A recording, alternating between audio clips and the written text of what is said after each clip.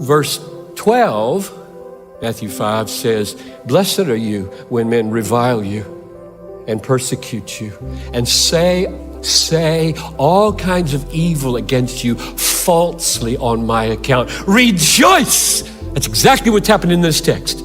So Jesus said, "Rejoice in that day, for great is your reward in heaven." That's Hebrews 10:34 in the mouth of Jesus 30, 40 years earlier. So one of my assumptions that's got to go is when I have light shining in and I begin to let light shine out, things are going to go well. Got to get rid of that. Sometimes they go well and sometimes they go badly. Both texts are there, right? They will see your good works and they'll give glory to your Father. Many people are moved by the good works of Christians. Amen? Let it be. And many people hate the good works of Christians because of its roots and its branches and all of its implications for their lives.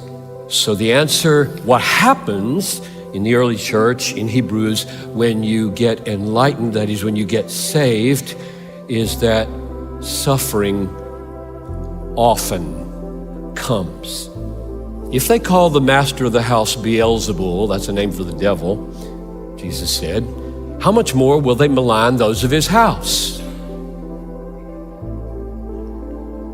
Much more likely that you would get maligned if Jesus got maligned, and he did, he got crucified. Paul said in 1 Timothy 3:12, all who desire to live a godly life in Atlanta will be persecuted.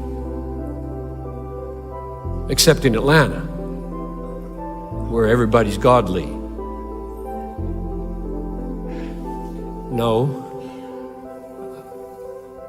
this city is not a surprise to Paul, nor America, nor the 21st century. He said that. If there is no person finding your faith troubling, it's probably not showing very well. Woe to you when all men speak well of you, Jesus said. I didn't say that. Jesus said that. Think it not strange, brothers, when the fiery ordeal comes upon you to test you. 1 Peter 4. We do think it's strange. That's a word for America. We think it's strange. If a fiery ordeal comes upon you to test you because you have stood for Christ and his truth, we say, something's wrong. I must have done it wrong. And the Bible is trying to help us wake up from this distortion and say, not necessarily. I mean, you might have been a jerk, but you also might have been faithful.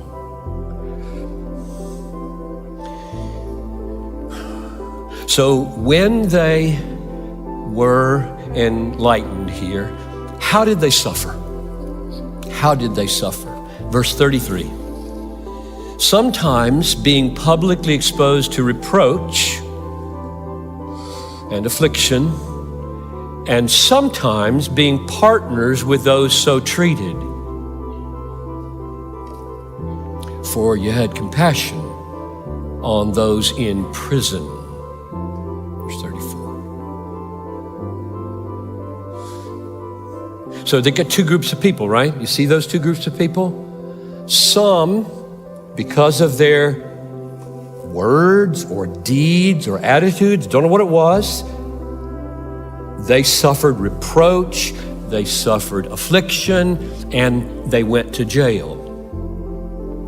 And then you have another group of people who watch that happen, and they have to decide, do we identify or not?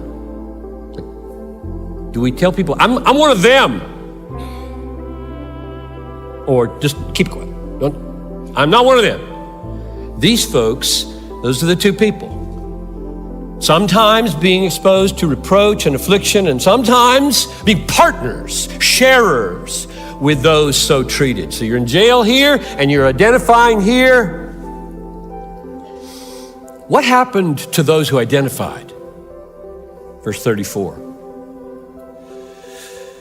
You had compassion on those in prison and accepted joyfully, you joyfully accepted the plundering of your property.